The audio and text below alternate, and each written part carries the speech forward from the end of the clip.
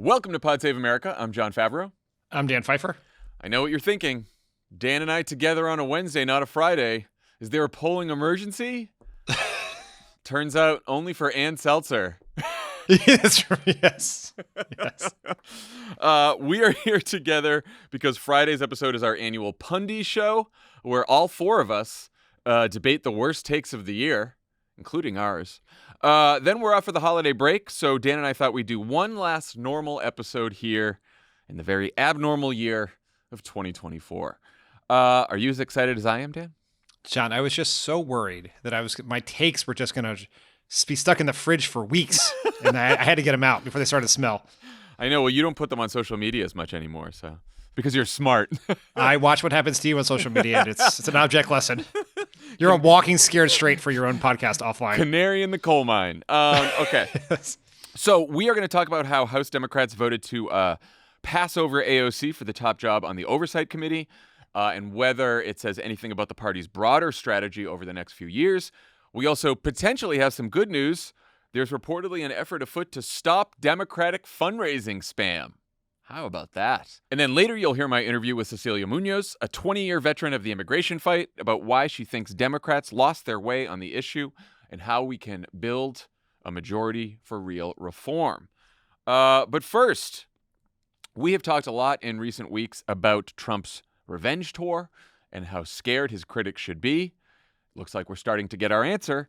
On Wednesday, House Republicans released a 128-page report that unsurprisingly tries to pin the blame for January 6th on Democrats instead of Donald Trump.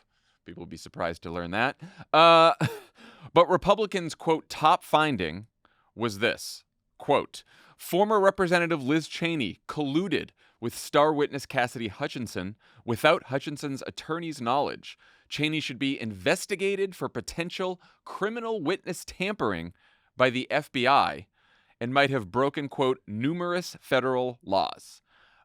Cheney called the allegations, quote, defamatory and said that no reputable lawyer, legislator, or judge would take this seriously. Someone who is taking it seriously, Donald Trump, who posted at 3 a.m.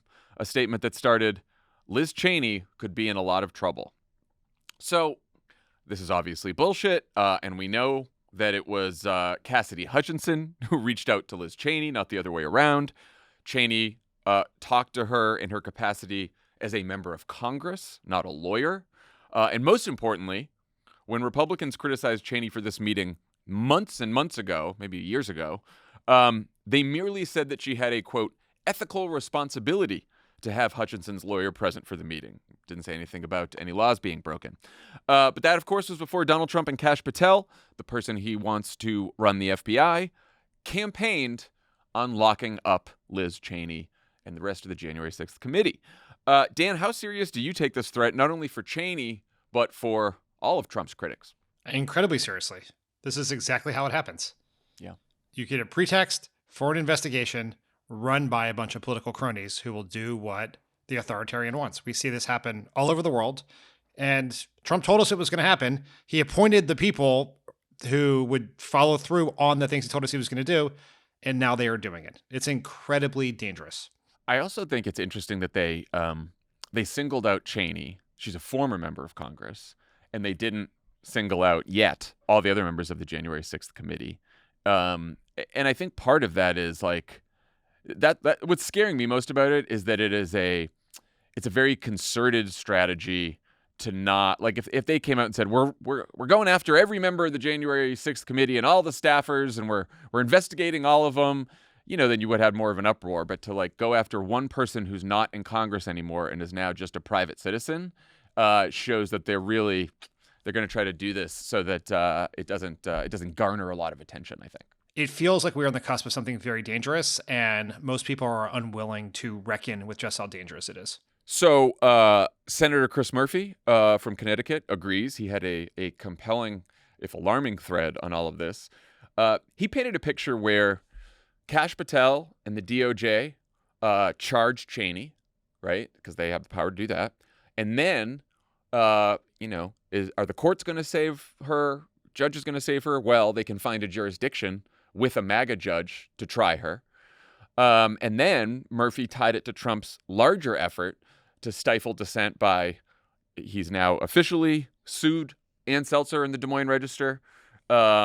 He is, of course, intimidating media outlets. ABC News, we talked about on the last show, settled for $15 million. He has had Murphy talks about how Trump has, and his new potential FCC commissioners threatened media outlets, take away their broadcast licenses. He's threatened other lawsuits against media figures, media outlets. Whether or not any of this succeeds is beside the point, Murphy points out, because now, everyone will be scared to say or write anything that Donald Trump doesn't like, including put out a poll where he's not ahead or his approval rating is low. What did you make of Murphy's threat?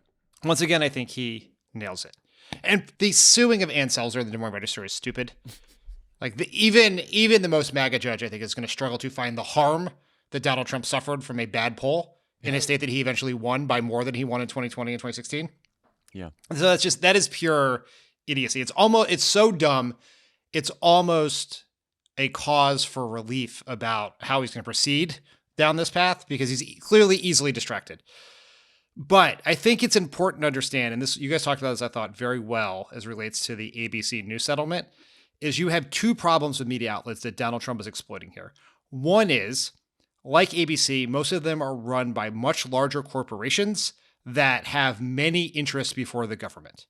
And particularly in these, whether it's Comcast owning NBC, or Paramount owning CBS, or Jeff Bezos owning the Washington Post. The news business is such a minor part and often a money loser for these larger entities that they are not going to take on water on the businesses they care about to get on Donald Trump's wrong side to defend. If ABC News was on its own, a independent company, it would have fought that case to the very end.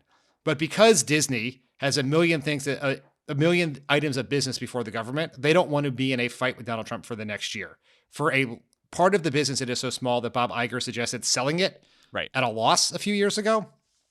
And then the other media companies don't have the resources to fight these lawsuits, right? It is amusing that he's suing Ann Seltzer. He's also suing the Des Moines Register, a struggling newspaper that's part of a struggling newspaper chain that does not have the resources to do that in any way, shape, or form. And there used to be an old saying that was, you never pick a fight with someone who buys ink by the barrel, right? You never pick a fight with the press because they will beat you in the end. But the press itself can barely afford to buy ink by the barrel right now.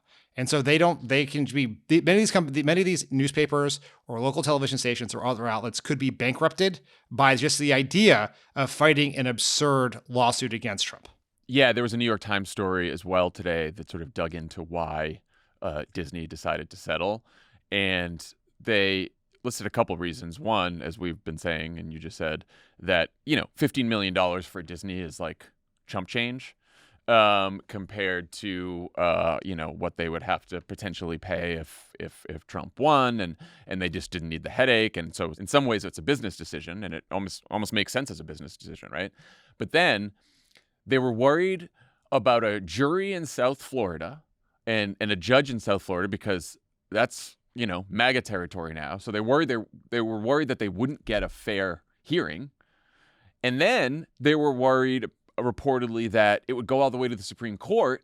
And, you've had Clarence Thomas on the Supreme Court and others say maybe the Supreme Court precedent on press freedom, like the foundational case, Sullivan, that allows the freedom of the press and defamation and has the standard of actual malice for libel and defamation suits, that maybe it could get overturned. And I think that just shows not only like how screwed we are with Trump and what he's doing, but with the fact that the judiciary has been tilted so far right over the last several years. Yeah, and just another point on why this was a business decision for ABC is the way they structured the settlement. It's a tax write-off because it's a contribution to Trump's future foundation, which, just notable, ABC News is giving $15 million to fund a monument to the most anti-press president in American history. But they get to write the taxes off, so that's cool. I mean, it was interesting to me that Senator Murphy to this thread because he's a U.S. Senator, Democrat. It's not like us talking about it on Pod Save America. I sort of wonder, there's a lot of people sort of sounding the alarms, raising awareness for all this. Like, I don't know what to do about it. There's obviously, just thinking about Cheney again, right? I think this is obviously another argument in favor of Biden issuing preemptive pardons, not just for Cheney, but for other members of the January 6th committee and staff, as well as potential Trump targets of the Department of Justice. But I think there's like a broader strategic question here. We have talked a lot since the election about how Democrats and the broader pro-democracy movement can't just spend our time being defenders of institutions, and that we have to talk about things that directly impact voters' lives. I can't imagine a fight to defend Liz Cheney or ABC News or the Des Moines Register fits into that category. But I think we would also agree that a show trial against one of Trump's opponents or lawsuits that are completely frivolous and baseless against media companies is crossing a pretty dangerous Rubicon. So what do we do? That's a very tough question, John. I'm not going to lie. I know. No, something I'm thinking, because I wanted to use the example because I feel like, we've all become very comfortable to be like, Democrats can't defend the status quo and we can't defend institutions and we got to be the party of reform, blah, blah, blah. And then something like this happens. It's like, okay, so do we just say, well, that's pretty scary, but I'll see you later. You can't walk away from such an important fight. You absolutely cannot do that. And because walking away from that fight, even if you can't win it, even if you have limited levers to pull, as Democrats do here, oftentimes in politics, fighting and losing is better than not fighting at all. And I would put this in that category. There are three parts of what Democrats would do here. The first is we have to do everything we can with the limited power we have to fight Trump. Vote against his nominees, use legislative tactics that we have to try to expose them to longer debates or a longer process or more investigation or whatever it is. Second, and use our bully pulpit, as small as it may be. Second, we have to focus on how we get more power.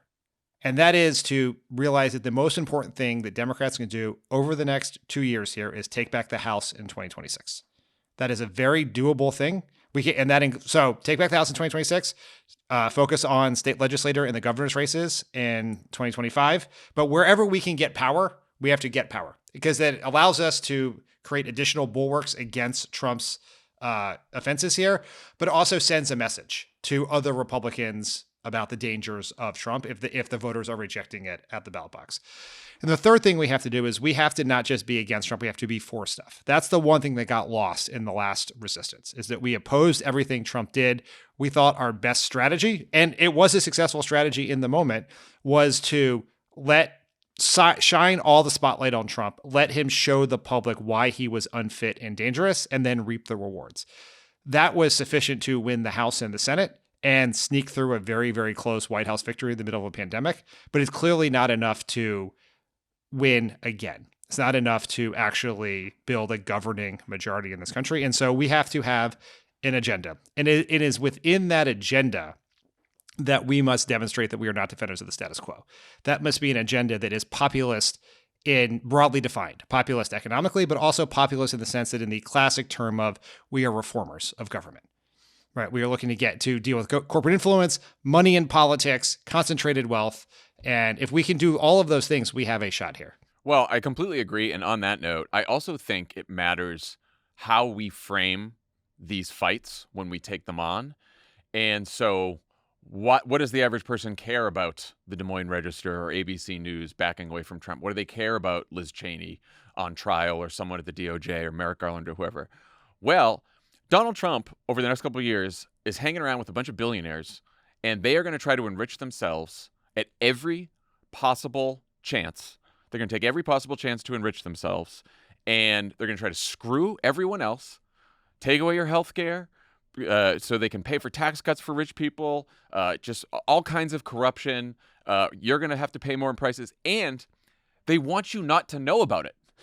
They don't want any critics. And then when they do this, when the press tries to report about it, or when someone tries to complain, a Democratic politician or anyone else, they want to throw them in jail or they want to sue them. And so they want a country where they can get away with whatever they want and enrich themselves and screw you and have no one find out about it. And I do think that like just it's subtle and it's nuanced, but I think how we frame these fights matters. And so that it's not necessarily about our democratic institutions under attack, but it's about Trump trying to get away with a lot of shit with Elon Musk and all of his billionaires around him. Let's talk about Democrats who are dealing with their own congressional drama. On Wednesday, House Democrats voted to give 74-year-old Gerry Connolly of Virginia the top Democratic spot on the Oversight Committee instead of 35-year-old Alexandria Ocasio-Cortez, widely regarded as one of the party's best messengers, certainly the one with the biggest reach. The vote was 131 to 84. Connolly has been a longtime member of Oversight, which is primarily responsible for investigations, though he did sadly announce in November that he has esophageal cancer. This means the Democrats will be replacing 61-year-old Jamie Raskin, who will now be on the top Democrat on Judiciary, with someone even older. Though, as Connolly ally Congressman Don Beyer said, Jerry's a young 74, cancer notwithstanding. Quite a quote. Dan, on last Friday's episode, we were both encouraged by reporting that AOC basically had the votes to get the gig, and we're pretty excited about it. What do you think happened? Nancy Pelosi. Oh, man. Reportedly, Nancy Pelosi was lobbying for Gerry Connolly, a longtime ally of hers, in part because she is an ally because he is an ally of Pelosi, but also because I think she believes in the seniority system, which I'm sure we'll talk about. And it's one of the most bananas decisions I've ever seen in my life. It's just such a misunderstanding of what matters in politics, right? Just picking seniority over the ability to deliver a message is exactly how we've gotten this mess to begin with. It's how we end up with a gerontocracy of leading the Democratic Party that cannot communicate clearly or in any sort of modern way that it reaches the actual voters who decide elections. Can I just say, Nancy Pelosi obviously has still, even though she's not speaker anymore, a lot of sway over Democrats, but she's not speaker anymore, and or minority leader in this case, and 181 Democrats voted for Connolly. And, you know, if you're sort of a younger, newer Democrat to Congress, is it really like lobbying from Nancy Pelosi that's going to sway your vote? Like, do you think there was anything else at play here? A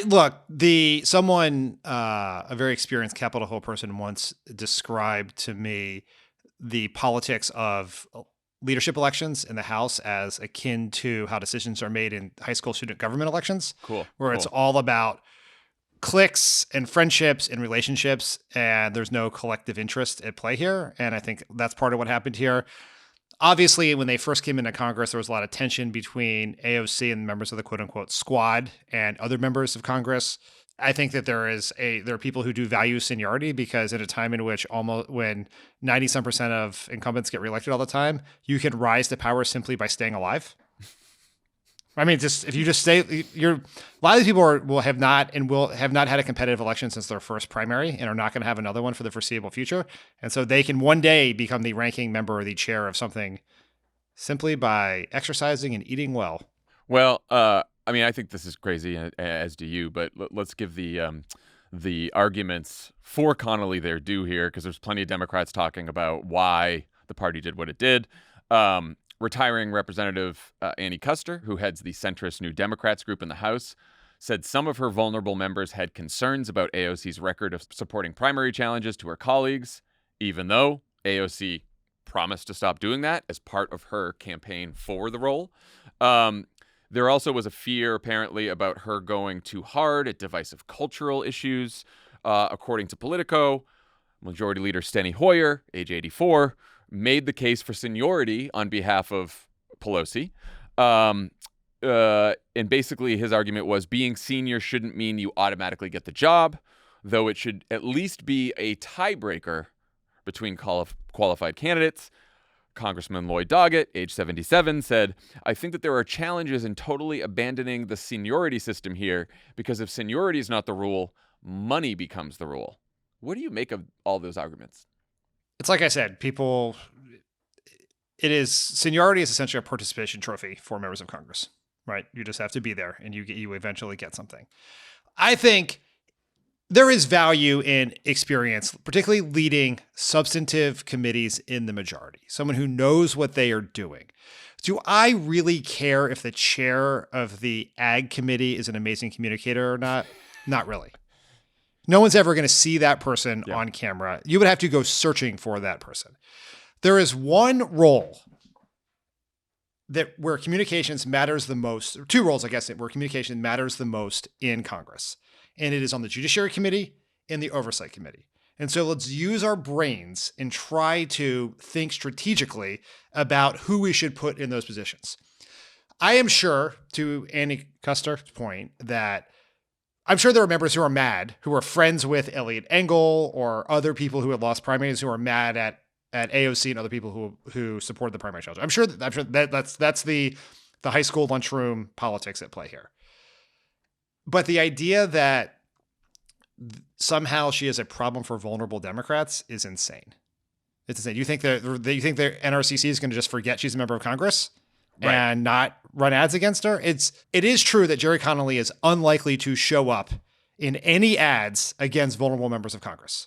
That's because no one's going to know who he is. Right. He will never get attention. I was going to say, like, I have nothing negative to say about Gerry Connolly because I, like 99% of Americans, have no idea who he is.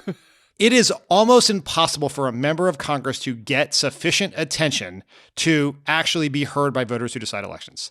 There is a list of one member of Congress in the Democratic caucus who meets that test, and it is AOC. The best job for someone who can actually get attention is to be the ranking member on the Oversight Committee when these fucking MAGA goons are using this committee to try to do things like gin up charges against Liz Cheney. Yeah. And AOC, she is good at what she says is good. Like, she has a good message. She's good. But what is even more important than that, because there are a lot of members who are pretty good messengers, what distinguishes her from other people is she can actually get attention. She understands how to communicate in a modern way. The fact that Republicans hate her and are triggered by her is a plus, because it means that there will be conflict around the things she says, which means they will get more coverage. We are just making a decision to not be heard. And that is exactly how we got into this mess. Politics is a war for attention. AOC can get attention. She has proven that when she has attention, she can deliver a more compelling message than most people in the party. But she's going to be denied that for a series of very dumb, self-defeating reasons. I will say two things here too. I think there is some angst among a lot of House Democrats that I think is quite misplaced. Where, I think they're like, oh, squad, unpopular with the broader electorate, DSA, all that kind of stuff. I would say that AOC, particularly over the last several years, I'm not going to say she has moderated her message or anything like that, because I do not think that. But I think she has been very smart, especially in recent years, on which battles to pick, how to talk to voters, open to people who have different opinions. I think that she's very, very thoughtful. And she's really, I was always impressed with her, but she's impressed me even more the longer she's been in Congress. So that's number one. Number two, I think from her perspective, whether she's the top Democrat on oversight or not, she's going to get heard, right? AOC, there can be fucking 5 hours of hearings on C-SPAN that no one will ever see. And if AOC picks up her phone and does an Instagram Live, she's going to reach more people. And she's still going to be on oversight, right? Because she was on oversight before. And if they're fucking smart, Gerry Connolly and others on oversight, during these hearings, she'll be given plenty of time to speak. So that'll be okay. What really bothers me about it, right, is that this gets to your point, it reveals a mindset among Democrats that they are missing, that attention is the only thing that matters right now. Or not the only thing that matters, but attention is the first thing that matters. Because if you cannot get attention in this media environment, your message cannot be heard. And if your message cannot be heard, you cannot persuade people. If you can't persuade people, you can't win. If you can't win, you can't govern. So I think that the Democratic Party has still not figured out how important it is to get attention and what is required to get attention. And even if you're a more moderate member, what's required to get attention is not, I'm sure some of them think, just yelling and screaming about Republicans and showing the most outrage and this or that. Like, look, it's tough. You got to be creative. You got to talk like a normal fucking human being, and not like a politician who's been there for 40 years. And by the way, I don't just want to make it an age thing. There's old politicians who know how to communicate. There's young politicians. Bernie is the example. And there's plenty of young politicians who are unbelievably boring and do not. just to be very honest. So it's not necessarily about age. But everyone needs to know that, like, if you cannot get attention, and attention is not like putting out your press releases and giving your board press conference and doing something at the whatever, like, then you're just not going to be heard, and we're just not going to win. Oh, man. So even though Democrats don't control the White House or Congress, we may actually have more leverage to fight back than people might think. As we've mentioned before, Speaker Mike Johnson will have an incredibly narrow margin in the House next year, which will require nearly every House Republican to support him on nearly every vote if Trump and Republicans want to get anything done, at least legislatively. And right now, Johnson is already struggling to get that support. He is currently trying to pass a bill to keep the government funded for just 3 months, giving up on a full year. He's just trying to do 3 months. But all the usual MAGA troublemakers in his caucus are once again threatening to oppose the bill because it's not crazy enough for them. Unfortunately for Johnson, one of those MAGA troublemakers is now Doge Master Elon Musk, who weighed in with a tweet saying this bill should not pass, and another with a photo of a huge stack of printed out papers that are supposedly the bill, with the caption, "Ever seen a bigger piece of pork?" It's also funny, by the way, that Fox and Friends broke this news about Elon Musk to Mike Johnson live on air.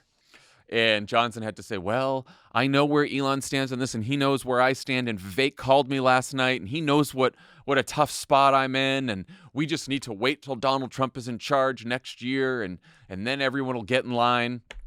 But the question is what Democrats will do, not just in this fight, but in next year's funding fight, the fight on taxes, immigration, energy, all the fights that are coming up in Congress next year.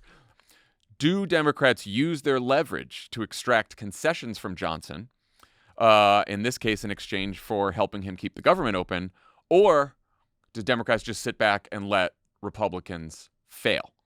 So, because, like I said, even if he gets the votes for this 3-month funding bill, which he may in the end, he's going to have to do this many, many more times when Trump is president. What do you think Democrats should do here? My understanding equates to my having read Punchbowl this morning, is that Democrats actually did a pretty good job of getting a bunch of concessions from Johnson in this bill. Like, Johnson understood that he was going to need a bunch of Democrats to vote for this to get it passed, and he's given them a bunch of things. If we wanted to play good, but probably like kind of hackish politics right now, we would make a giant issue of the fact that there is a pay increase for members of Congress in this bill, the first one in 15 years. Yeah. And that is deeply unpopular. And I am willing to bet that this was I'm just guessing here, so don't hold me to this, but I'm guessing that this was sort of a bargain struck between all the leaders. Yeah. Because remember, this is the thing, every member wants, no one wants to say it. And when members run for leadership, they often say they will support a pay raise and substantively, we should actually pay members of Congress more. But if you wanted to find an issue that would galvanize people against the Republican Party, the pay increase would be one of them, even if it is not the most substantively responsible thing we would do. And we should say why there's an argument for paying them more. And it comes from like some Democrats, liberals, progressives, and it's because basically we have a system now where because members of Congress are paid the salaries they are, you have to be like independently wealthy, which especially many members of the Senate are, in order to run for Congress, because a lot of these guys, it doesn't matter that they have a low salary for Congress because they're rich otherwise. But if we want people to go to Congress who are working class, who represent the incomes of most people in this country, then it needs to be a little more attractive as a salary. And it's people, I would just add one more thing. That is, people will look at that salary and be like, that's a lot more than the median American makes. It is, yeah. That is absolutely true. But you also have to have two homes in this situation. Right. You have to maintain a residence in your district, and you have to have a place to sleep in Washington D.C., which is why some people actually sleep in their office, but that's probably not particularly viable, particularly for people with families. Yeah. But anyway, so that's what's one thing that's in there. But I was gonna say going forward. So let's get through if this bill, as I understand it, pretty good for Democrats, then we should do what we can, get across the finish line, take the wins we got in here, and then next year Hakeem Jeffries should hold all his votes until he gets what he wants. Right? Trump, it's at least for the first few months, it's going to be a 1-seat majority, most likely, presuming that Trump's nominees get confirmed and head to that and leave the House. So until those special elections happens, he will have a 1-seat majority. And so use all that leverage possible to get as much as we possibly can. Or, look, I am usually... Are you about to call for a shutdown? Are you going to shut down the government? I'm not going to shut down the government. Okay, all right. But all right. I just for discussion purposes, right? Okay. We've talked about shutdowns and what Democrats can do in using their leverage in the context of Trump's president, Democrats control the Senate, Trump's president, Democrats control the House, Biden's president, Republicans in the Congress. We are now going to have a situation where Republicans control everything. They control everything. Every level of power. They are in charge of the House, the Senate, the White House. Donald Trump has more power than any president has ever had. Got a Supreme Court that he has shaped. And I wonder if next year, when some of these bills come up, I'm thinking of especially of like the tax bill, which I'm sure most Democrats will vote against anyway. But again, you can imagine a scenario where, the tax bill is going to be a must-pass bill, right? Because the Trump tax cuts are set to expire next year. And so Trump wants to, of course, double down on his tax cuts, not just renew the tax cuts, but also like make the corporate tax rate even lower, give a bigger tax cut to corporations. You could imagine a scenario where, because Mike Johnson may need Democratic votes, that we extract some concessions and get some good middle-class tax cuts, right? Beef up the middle-class tax cuts. Or you can imagine Democrats saying, look, you guys run Washington. You have all the votes. You have powerful Donald Trump here. And we're not going to sit here and help you gut people's health care, take away their health insurance so you can give tax cuts to rich people.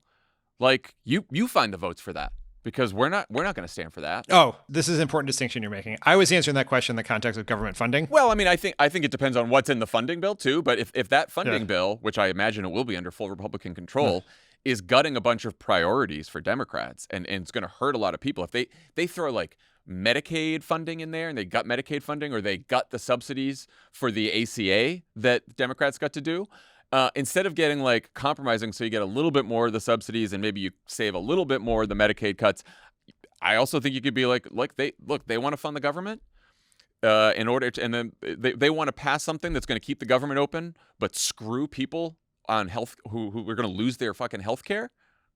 Go for it. You find the votes.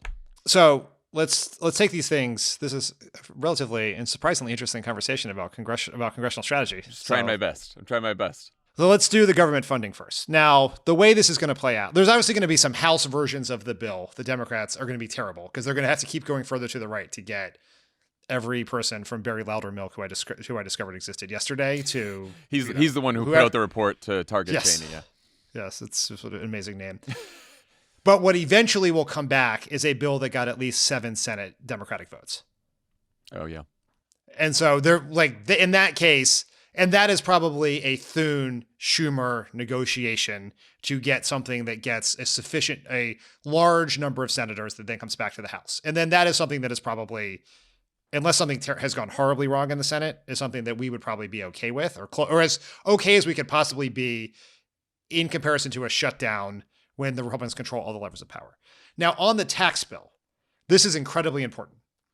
No Democrat should vote for the tax bill. Certainly coming out of the House. Absolutely. We should say none. Not a single one. Now, there may be one person who breaks, but that should be that. We have to treat this like Harry Reid treated Social Security privatization in 2005. Yeah. You write it, you get the votes, you pass it. It's on you. We're not going to be there. We're not there. We're not negotiating everything. You go do it. And let's see if they can actually get it done.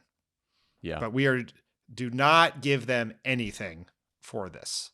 Like And this is incredibly important because we want to shine a light on the fact that Donald Trump ran to cut costs, and one of his first acts is going to be cut taxes for the richest people in America. I've been thinking about this because you can see even with the government fund, that's correct on the tax bill for sure. Even on the government funding bill, you can see a situation where Democrats are like, well, we want to work with Republicans where we agree and extract some concessions and then stand up where we don't agree.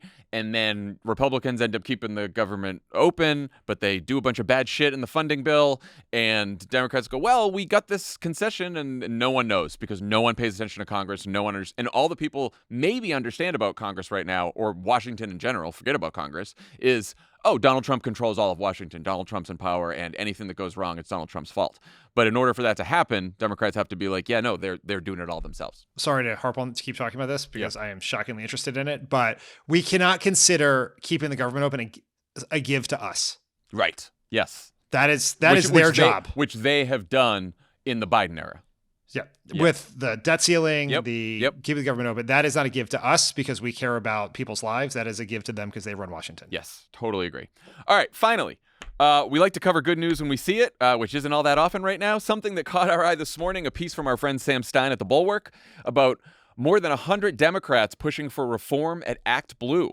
ActBlue is the main online engine for small dollar donations to progressive candidates and causes and Democrats and all kinds of the whole broader Democratic universe. It is also, these Democrats argue, a key culprit in all of the fundraising spam and grifty, no-name appeals that drive us all crazy in our text messages, our emails, everything. Some of the changes this group of Democratic operatives and staffers all want to see: no more solicitations from shady groups pretending to be official party entities when they're not. No more outlandish promises of a 500% match if you give now, and it's so urgent, you must give now by the deadline. They also want to see changes to the ways ActBlue sells or shares donor information. What do you think? I think this is the least we can do on this. I mean, in fairness to full disclosure here, I talked to the organizers of this effort several times over the last couple of months. I think this is incredibly important. Well, good job. All I did was read the things that the very good work they did. And I just, primarily as someone who has complained loudly about abuses of the fundraising system by Democratic organizations, and particularly scam PACs, which there are a lot on our side. This is very important. The problem always is there's a collective action problem where the DNC, like if the DNC or the presidential nominee or the individual senators were responsible in how they use their lists, everyone else isn't, right? And the most donors they're not like counting. Like Hakeem Jeffries has only emailed me 3 times, but something called Turnout PAC has texted me 7,000 fucking times. And no matter how many times I hit stop, it never works. It's just the Democrats. It's all the Democrats. And ActBlue is the one place where you can actually have levers to pull to affect all of this. And so this is all very good stuff. We should do it. It's so sketchy when you get like Barack Obama has spoken and it's like a quote from Barack Obama, and like it makes you think that Obama or Michelle Obama or Joe Biden or Kamala Harris has endorsed this PAC, whatever it is you've never heard of, run by people you've never heard of, and you've never seen them expend money in any way, shape, or form. And so this is a very challenging problem. This is a set of reforms that can make things better. It doesn't mean that we're going to stop getting annoying texts, but we may get fewer of them, and the ones we get may be better aligned with actual organizations that are doing the work we wanted done. Yes, I would go beyond this too. I mean, yes, let's get rid of all the scam PACs and not as many of those texts. But like, we got to really think about the people who are writing these fundraising emails, these texts, like the strategy from the campaigns themselves. And by the way, sometimes the campaigns outsource it to like some digital fundraising firm or whatever else. Like, just the language that's used. I mean, I'd fucking start from scratch here. It's like some of the appeals seem ridiculous. Like we believe, and we've done this through, Vote Save America here, but like we believe that there is a way to help, direct people's donations and figure out where to give that's smart and what's needed, even in a way that like makes sense to people, that doesn't sound like a fucking bot blowing up your phone, and is actually like a real fundraising appeal, and maybe even use some humor, and maybe you just sound a little more authentic. Like, I just think that the entire business of Democratic digital fundraising, like it could use a real overhaul, and that goes just beyond the scam packs. I don't want to depress you, but they do these things because they test them rigorously and they work. Yeah, right? well, They're A/B testing. I know. They test the open rates, and so when they say like Maddow segment freaked me out, and then everyone opens the fucking thing, and I get that, but like I don't know. I think that the testing is different from the like, okay, it's going to get some money, but how many people is it going to turn off? Well, it's all short term, right? Yeah, it's all short term. Exactly it is right. about. No one is thinking, because all these campaigns only care about their list through election day, so they will burn it to the ground. Yep. And and all they care about is their list. They don't think about the fact that the people on their list are on 700 other lists. And so when you're burning your list to the ground, you're affecting all your other Senate colleagues or the DSCC or whoever else. And these are good questions that we should ask the DNC. Not that the DNC is in charge of all of this, but they do have some influence here. We can talk to them about how they're thinking about this as part of the DNC chair race coming up. It's a good idea. Okay, when we come back from the break, you're going to hear my conversation with Cecilia Muñoz about what it's been like to watch from the inside as the immigration conversation drifted farther and farther to the left. Quick plug before we do that. I know a lot of us have holiday trips coming up, maybe long flights. If you're traveling or you just need to escape from your family for a bit, I don't know why that would be. A reminder that you can binge Crooked's award-winning limited series. Podcasts like Dissident at the Doorstep, about the shocking transformation of a Chinese civil rights activist into a MAGA figurehead. Killing Justice, which digs into the mystery of the death of a prominent Indian judge. And our most recent, Empire City, the untold origin story of the NYPD, about the secret history of America's largest police force, which was named one of the top podcasts of 2024 by Time Magazine, Vulture, and the New York Times. You can find all these limited series at crooked.com/limiteds or wherever you get your podcasts. When we come back, Cecilia Muñoz. Today's presenting sponsor is Simply Safe Home Security. As you celebrate the season of giving, remember that safety is the best gift you can give your home, your family, and yourself. With Simply Safe, you can ensure you and your loved ones are protected while you enjoy the festivities. And right now, save 50% off your new system, but you need to claim your discount today. You have to do it today. And, John Lovett knows that better than anyone because he set up a Simply Safe all on his own. I did, and incredibly easy to do. You can customize it and then set it up in a matter of minutes. Now he's snug as a bug in a rug. And the app is great. The customer support is great. It's just a great product. Old school systems only take action once someone's already inside your home. That's dumb. Simply Safe's Active Guard outdoor protection changes the game by preventing crime before it happens. If someone's lurking around or acting suspiciously, those agents can see them in real time, talk to them directly, set off your spotlights, and even call the police before they've had a chance to break in. Plus, there are no long-term contracts, no cancellation fees, and it's around $1 a day for all this protection. Simply Safe is extending its massive Black Friday deal for our listeners. This week only, you can get 50% off any new system with a select professional monitoring plan. This is your last chance to claim their best offer of the year. Head to simplysafe.com/crooked. That's simplysafe.com/crooked. There's no safe like Simply Safe. Pod Save America is brought to you by ZipRecruiter. Talk about things that take a long time to do, like sorting through countless emails. Oof, that is the worst. Also, it takes a long time? Hiring.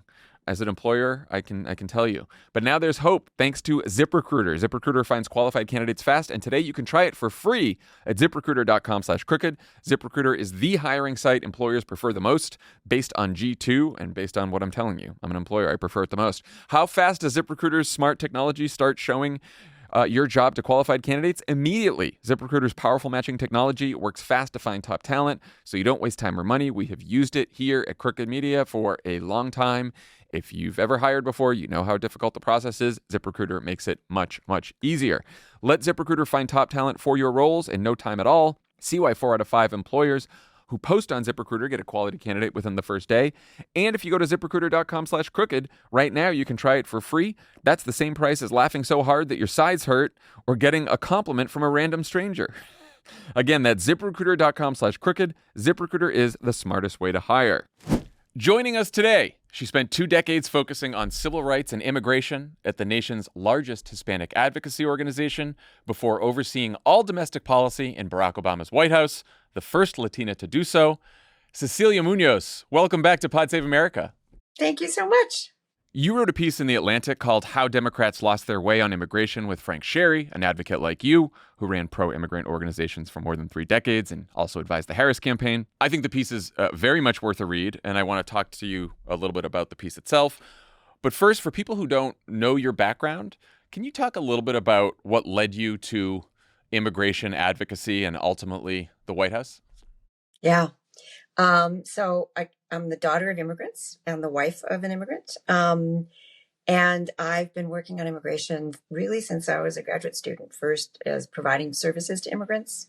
I ran a legalization program back in the 80s, which is the last time we legalized undocumented people in significant numbers. And so I've kind of been doing policy and advocacy ever since. It's kind of fundamental to who I am.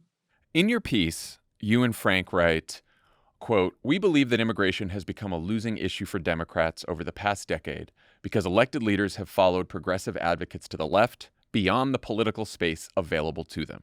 Voters, feeling unheard and frustrated, may have squirmed at Trump's racism and radicalism, but they also saw him as someone who took the problem seriously and was trying to address it." Now, I shared the piece. You can imagine a lot of response. I'm sure you're getting a lot of response to it. I've seen a lot of activists and a few immigration reporters argue in response, wait a minute, Biden relied on some Trump-era policies to keep out the huge influx of migrants and asylum seekers during his first term. And then Kamala Harris ran on a border proposal so tough that it was written by a conservative Republican. So how does that qualify as elected Democrats following progressive advocates to the left? So I think it's pretty well understood that the Biden administration was slow. I think voters saw the Biden administration as being slow to respond to the situation at the border. I'm obviously close to the folks in the Biden administration. I know they worked incredibly hard. I think they ultimately landed on some pretty thoughtful policy which turned out to be pretty effective in the end. But by the time they got there, it was too late to persuade voters that they were serious, and they had endured, by that point, years of hammering away at how much of a crisis this is, and all of the crazy tough ways that Donald Trump was going to address it. And the thing which is uncomfortable, I think, both in the advocacy community, and therefore uncomfortable for the administration, was saying out loud that they believed this was a thing that needed to be controlled. It is really, really easy to push back on immigration enforcement. I spent a lot of years of my career doing it as well. It is really hard to have a vision for how enforcement should happen.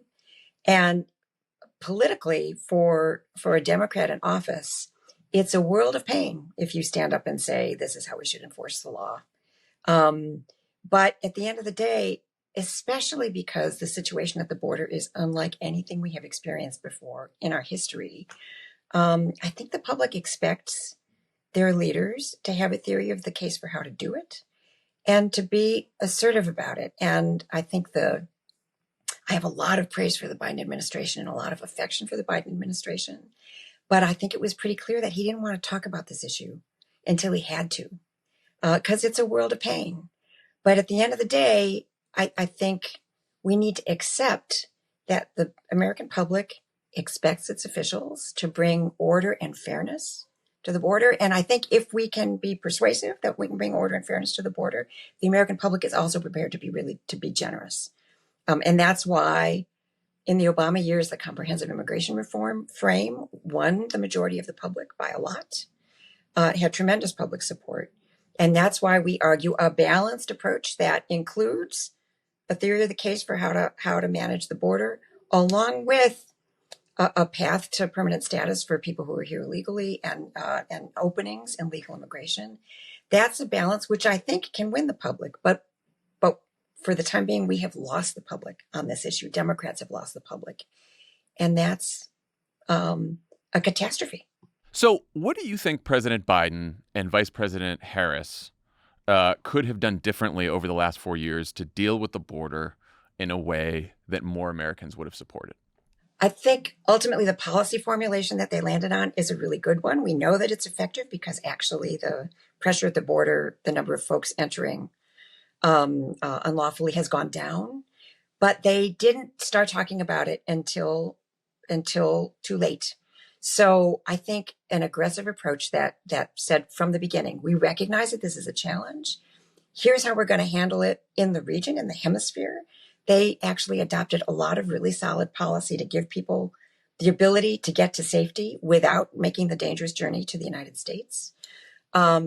They created mechanisms to move people from entering in between ports of entry and channeling them to ports of entry. They got a lot of pushback for doing that, but ultimately that allowed them to regulate how many people can come in a day. They got there, but they got there kind of late, and they were, I think, reluctant to make a forceful case, in part because if Democrat makes a forceful case, you get a lot of pushback from within the family. And so I think the mistakes were not so much policy mistakes. They, I think, started from the point of view that they did not want to talk about it. Because I think the sense was any day that this is the thing in the news that we're talking about is a bad day. And I think that was the mistake. It's funny because last night as I was preparing for this interview, I sort of went back on the whole timeline of everything that happened in the Biden administration around immigration. And because, some people are arguing, look, they used Title 42, which Trump had used right from the beginning of the administration. Title 42 is a public health provision that allowed both the Trump administration and Biden administration to turn away migrants and asylum seekers because of COVID. And so they had that in place. And then after that was taken away, then they tried to do the border bill. And then after that, they finally arrived at the executive action that essentially closed the border that resulted in many fewer crossings. But when I look back at like Biden's statements and speeches and remarks, there was almost nothing. I mean, when he announced a new measure, he would talk about it, but like not much in the State of the Unions, not like any kind of big immigration speeches. And it does seem like, even as we talk about what the right message or wrong message was, there just wasn't much of a message at all. And on an issue that ended up being, the number 2 issue for most voters, and not just Republican voters, that seems like a missed opportunity, to say the least. Absolutely. I mean, the argument that Frank and I are trying to make in the piece that we wrote is that Democrats should lean in. And I think the instinct that has taken hold is to run away from the issue. But there is history that demonstrates that when the frame is who's going to be tough, this is Donald Trump's frame, right? Who's going to be tough as opposed to not tough, that we have a hard time competing with that. But the frame that works for Democrats is leaning in and with an approach that actually solves the problem. When the frame is fix it versus chaos, Democrats tend to do well. And we have been having this debate on Donald Trump's frame for way too long. And the way to move it back to our frame is to lean in and with a theory of the case on how to address this. And I think the good news is the policy part is available. It's right. This isn't an intractable problem. This is a problem with policy solutions, but we have to be willing to talk about them and embrace them. And they include enforcement, which is uncomfortable, but obviously that's preferable to what we're all about to endure over the next 4 years. Yes. And I want to get to that. But first, I think that I want to go back for a second, because I think a lot of our listeners, a lot of Democrats, a lot of people who've just sort of been involved and paying attention to politics sort of started at 2016 when Trump won. And I think the history and the context is really important to this debate to understand where we've been. The most common reaction when I shared your piece was activists on the left who said something to the effect of, well, you and Cecilia, you both worked for the deporter-in-chief, so we don't really trust you on this issue. Can you talk a little bit about the politics of immigration when you were in the Obama White House, sort of your reaction to, the deporter-in-chief criticism and what you guys in the policy part of the White House had to deal with there? Yeah. The President Obama had the kind of balanced approach that Frank, Gerry, and I are advocating for, in that he had a theory of the case that included an approach to immigration enforcement, but also a path to citizenship for undocumented people and expansions to legal immigration. And that was, from the public point of view, the desirable policy, right? 70, 80, 85% of the public supported that approach. He also had a theory of the case on how to conduct immigration enforcement.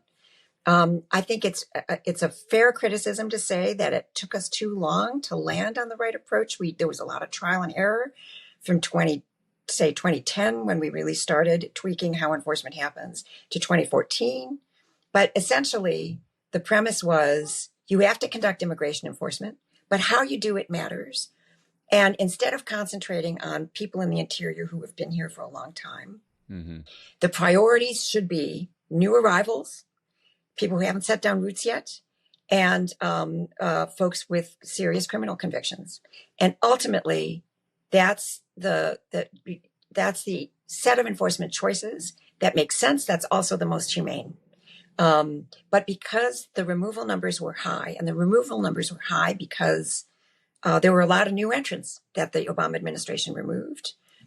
You know, he got named by my former boss, the deporter in chief, and that has stuck. And what happened in the advocacy world from that era onward is that folks moved to the left and focused very heavily on immigration enforcement. And so their request to Secretary Clinton when she was running was to move away from immigration enforcement, and she did. She did an interview with Jorge Ramos, and talked, which essentially backed away from the kind of enforcement infrastructure that President Obama had outlined. Immigration enforcement was barely mentioned in her platform at all. They extracted a promise from Joe Biden when he was running to do a moratorium on enforcement, which he did, which he announced, but which ultimately, did not withstand legal scrutiny. And the candidates that were running for the Democratic nomination were all asked about decriminalizing border crossings. The entire conversation moved to the left, away from immigration enforcement, and created the impression that Democrats were not serious about imposing order and fairness at the border. And I think that has cost us very, very dearly. It's not a comfortable subject. Look, no. I'm a Latina. I'm an immigration policy expert. It is a very uncomfortable subject. But honestly, Jon, the reason that Frank and I wrote this piece, I feel very strongly. I am not convinced we're going to be able to take our country back from the autocrats if we don't get our arms around this issue. What's happening at the border is happening at a scale that the country has not seen before, ever. And it is not a short-term emergency. It is the beginning of what's coming because of climate change and other things. If we do not have a theory of a case for how to do this in an orderly way that allows us to welcome folks, but with conditions, I really fear for our ability to take the country back from the autocrats. Yeah. And I know you and Frank have both made this point, but look, the job of, as you know very well, the job of an advocate and an activist is to push on politicians, right? It's also the job of the elected leaders to take in that advice and that pressure, but also do what's best for the country and for their other constituents, and to continue to garner support so they can govern. And the moment that I sort of realized that things had really shifted in a way that could potentially down the road be troubling is in that 2020 primary. Now, you know this because, how many speeches do we work on, immigration speeches in the Obama White House, where Obama would always say, we are a nation of immigrants. We are also a nation of laws. And then he would say, we really want people who have been here in the shadows for decades, who were working hard and paying taxes and contributing to the community and have families here. We want to give them a pathway to citizenship. And we want to say that if we're going to give you this path, then there's a lot of other people who are going through the legal processes to become immigrants. And so you'll have to pay a fine, get to the back of the line, and then we'll give you the pathway to citizenship. So he said that all the time, and there was no controversy around that at all, at least the way he said that. And then in one of the primary debates, Joe Biden uses that language about getting to the back of the line. And there's this outcry that it was offensive, that he shouldn't say this. He had to meet with immigrant groups and Latino groups, and he had to apologize and do these roundtables. And I remember thinking this was so just standard language. And also now, after we just went through this last election, and we heard from so many people in focus groups and voters and just, interviews, Latinos, immigrants, recent immigrants, who are saying, look, the one thing that bothers me is it took me years to become a citizen in this country. And now someone just came over the border last week and suddenly they get all these benefits, and I'm still been waiting for citizenship for 10 years. So I wonder why do you think the immigration activist community sort of went this route after 2012, I guess? I think a couple of things happened. As I mentioned, they focused very heavily on enforcement, and that became kind of the center. On the situation of undocumented people, which is work well worth doing, and the risks of immigration enforcement to them became kind of the focal point of the move to the left. And we stopped having a conversation that included advocates and folks who were governing or folks who were seeking to govern about how can this actually work? And advocates instead landed in a place where they focused on the trade-offs that were part of the comprehensive immigration reform model, right? The getting to the back of the line, the fact that some people legalize, but not everybody, and decided that was trading off a benefit for some people at the expense of other people, and that they in fact tossed out the entire comprehensive immigration reform model and began really to focus pretty heavily on enforcement. And then, of course, there was a heck of a lot of terrible to respond to in the Trump years. Yeah. And that, I think, the response to Trump, I think, contributed to the singular focus of where the advocacy community landed. And look, that is heroic work. It was incredibly difficult work, incredibly emotional work. Like, they took people's children. And the advocates that I'm talking about were at the front lines of addressing that. I have nothing but respect for that work and for the people who do it. But when you were describing, the job of advocates is to push and the job of people who are governing is to govern. When we do it really well, all of those people's jobs is also to be in a conversation about what the policy solution is to the problem at hand. And as an advocate, you are, of course, pushing for the best possible outcome, but you're in the conversation. And that conversation has really broken down. And as a result, Democrats don't have a working theory of the case that they can say out loud about how to address the border situation. And that's tragic because this Democratic administration is actually kind of doing it pretty well. But we can't talk about it because of you get shot at. Well, you mentioned that a lot of this was sort of in relation to the response to Trump when he won the first time. I think the reason why it's so important now is because there's going to be another Trump term and another potential reaction from Democrats. He seems pretty intent on carrying out mass deportations. He's threatened to use the military, especially in blue states and sanctuary cities that may refuse to help ICE. He will try to end birthright citizenship. He seems ready to go far beyond only deporting undocumented immigrants who've broken the law while in this country or pose a threat to public safety or just arrived here recently. We're looking at deportations of people who've been here for decades, who work and pay taxes and contribute and have family who are U.S. citizens. How do you think Democrats should react this time around? And what lessons do we learn from last time, knowing that this time could be far more extreme than what we saw last time? Yeah, it's going to be worse. We know that. Maybe not in all the ways that he has promised, but because some of the stuff he wants to do is going to be pretty hard for him to do, but it's going to be worse. I think the thing we didn't do as well as I would have liked last time is have a consistent narrative that makes it clear there is a goal that generally the American public agrees on, which is to bring order and fairness to this system. That goal is valid. We didn't say that. But there's a right way and a wrong way to go about achieving it. And we're about to see a lot of what the wrong way looks like. The harms of what the Trump administration is about to do, the greatest harms are likely to be visited on children. I think we're likely to see workplace raids, for example. We saw those in the George W. Bush era. What that looks like is kids go to school in the morning, and when they come back at the end of the day, their parents are gone. So those kinds of, we know that that's what happens. We are sadly, tragically about to be able to tell the story to the American public about what it costs those families, what it costs those kids, what it costs those communities, and what it costs all of us. That narrative should also include that this is the wrong way to go about accomplishing the country's goals, but there is a right way.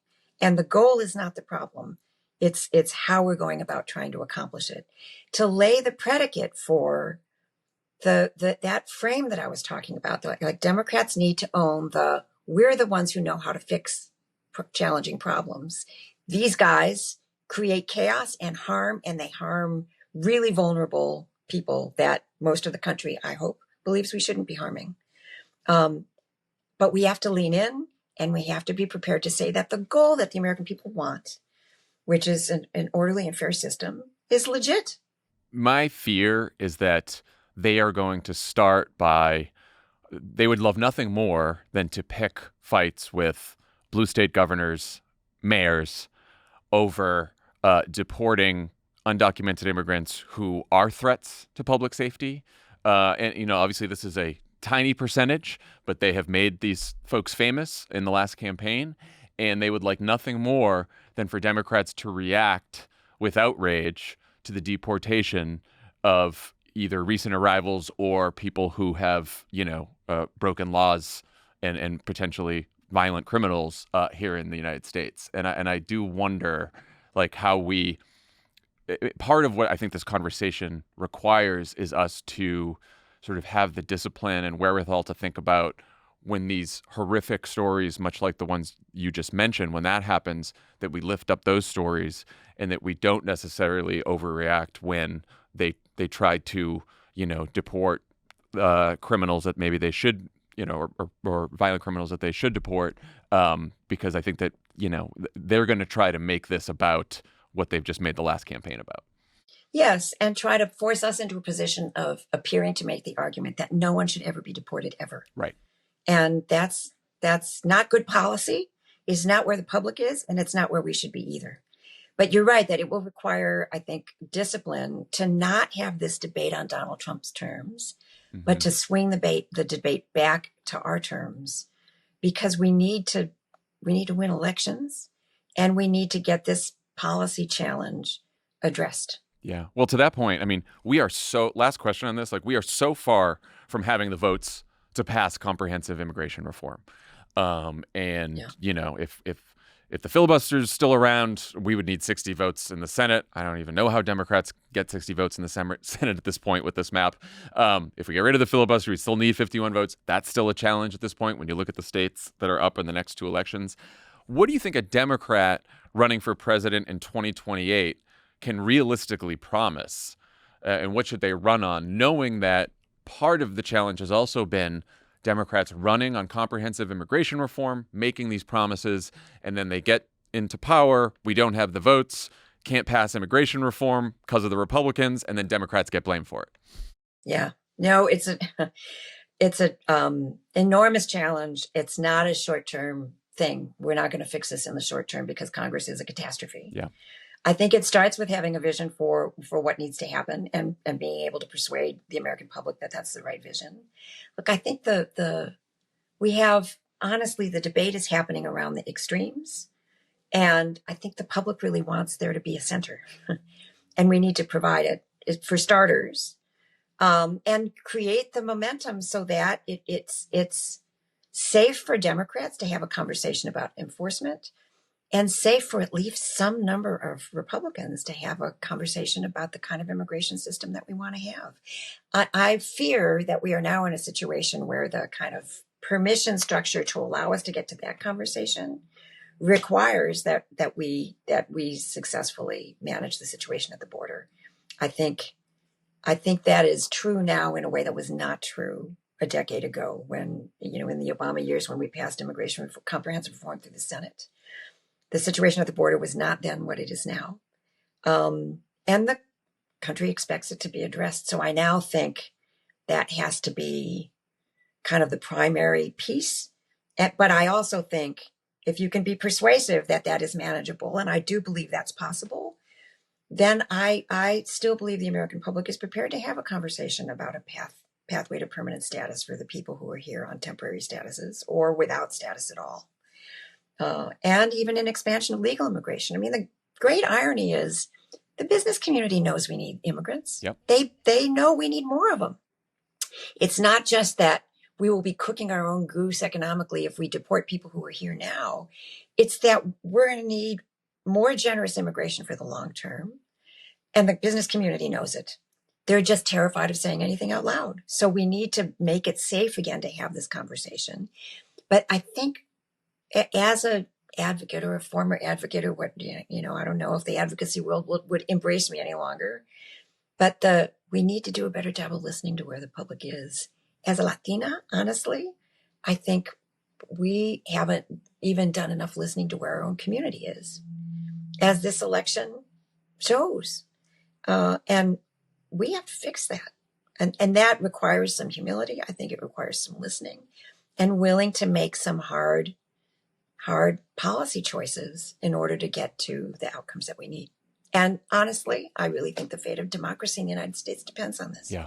No, I completely agree. And it's not just something that's happening here. We're seeing it all over the world as we're seeing mass migration, especially from the global south to the north. And so I think a lot of countries in Europe are dealing with this exact same thing. So this is not just a United States problem. Cecilia, thank you so much for joining. Thank you for writing that to try to start this conversation, have an honest conversation. I know not easy for you as someone who cares so much about immigration and who's been an advocate for so long, but I'm really glad that you and Frank started the conversation, as contentious as it may get, because I think we need to have it. So thank you, and it was good talking to you. Thank you so much. Appreciate it. Take care. All right, that's our show for today. Dan, Tommy Lovett, and I will convene on Friday to hand out this year's Pundies, our awards for the very worst takes and tweets. Talk to everyone then.